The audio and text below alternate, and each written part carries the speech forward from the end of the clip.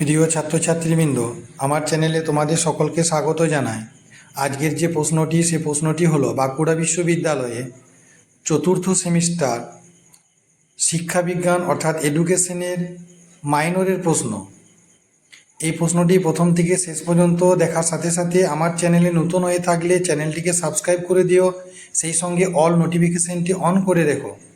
আর আমার চ্যানেলটিকে একটু বেশি বেশি করে শেয়ার করে দিও, যাতে অন্যান্য ছেলেমেয়েরা এই নোটসগুলো পরীক্ষার আগে পেয়ে উপকৃত হতে পারে। আজকের প্রশ্ন হলো, শিক্ষা ও মনোবিজ্ঞানের মধ্যে সম্পর্ক কী, অথবা শিক্ষার বিভিন্ন ক্ষেত্রের ওপর মনোবিজ্ঞানের প্রভাব আলোচনা করো। উত্তর দেখো, মনোবিজ্ঞান শিক্ষার বিভিন্ন ক্ষেত্রকে নানাভাবে প্রভাবিত করে। শিক্ষা ও মনোবিজ্ঞানের সম্পর্ক আলোচনা করলে এটি ভালোভাবে বোঝা যায়। শিক্ষার সঙ্গে মনোবিজ্ঞানের সম্পর্ক দুদিক থেকে বিচার করা যায়, তাত্ত্বিক এবং প্রায়োগিক বা ব্যবহারিক। আমরা তাত্ত্বিক দিকটি আলোচনা করব। 1 নম্বর, ব্যক্তির বিকাশ সম্পর্কীয় তথ্য। শৈশব, বাল্যকাল এবং বয়ঃসন্ধিক্ষণ জীবন বিকাশের এই স্তরগুলি শিক্ষার্থী অতিক্রম করে। বিকাশের এই স্তরগুলি নিজস্ব বৈশিষ্ট্য আছে।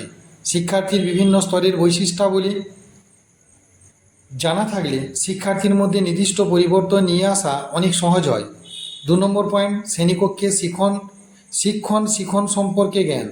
শিক্ষণের প্রকৃতি, তত্ত্ব, শ্রেণী শিক্ষণ সম্পর্কীয় বিশেষ তথ্য, শিক্ষণ সমস্যা ও তার প্রতিকার, কী কী উপাদান শিক্ষণে প্রভাব বিস্তার করে, শিক্ষণ সঞ্চালনের পরিমাণ, কিভাবে শিক্ষণ সঞ্চালন সম্ভব প্রভৃতি গুরুত্বপূর্ণ বিষয়গুলি মনোবিজ্ঞানে বিশদভাবে আলোচিত হয়। এই সমস্ত বিষয়ের ওপর সঠিক জ্ঞান শিক্ষা প্রক্রিয়াকে সার্থক ও বিজ্ঞানসম্মত করে তোলে। 3 নম্বর পয়েন্ট, ব্যক্তিগত পার্থক্য। শিক্ষার্থীদের মধ্যে ব্যক্তিগত পার্থক্য একটি প্রাকৃতিক ঘটনা।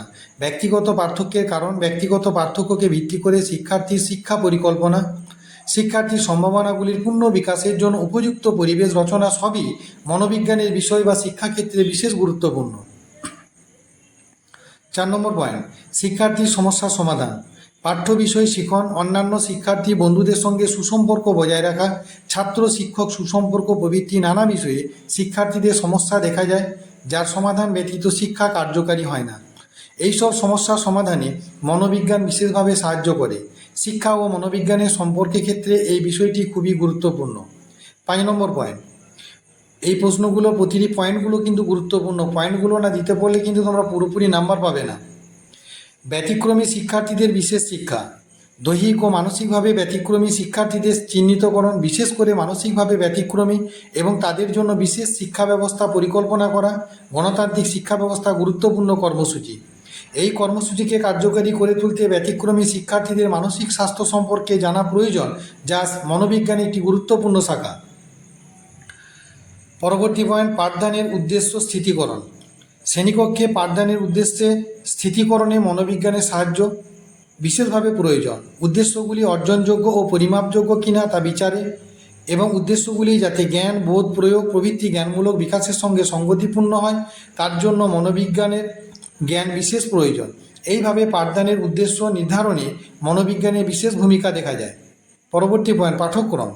শিক্ষার্থীদের চাহিদা, বিকাশের প্রকৃতি, পাঠ্য বিষয় সম্পর্কিত জ্ঞানের প্রকৃতি, সামাজিক চাহিদা, শিক্ষার্থীদের চাহিদার সঙ্গে সামাজিক চাহিদার সমন্বয় প্রভৃতি পাঠ্যক্রম তৈরি ও বাস্তবায়নে খুব গুরুত্বপূর্ণ। এই জন্য বিশদ তথ্য ও তত্ত্ব মনোবিজ্ঞান থেকে সংগৃহীত হয়। উপযুক্ত আলোচনায় শিক্ষার সঙ্গে মনোবিজ্ঞানের সম্পর্কে তাত্ত্বিক দিক ব্যক্ত করা হয়েছে। তোমরা অবশ্যই পয়েন্টগুলোকে ফলো করবে, পয়েন্টগুলো ভালোভাবে লিখবে, তাহলেই দেখবে ভালো নাম্বার পাবে।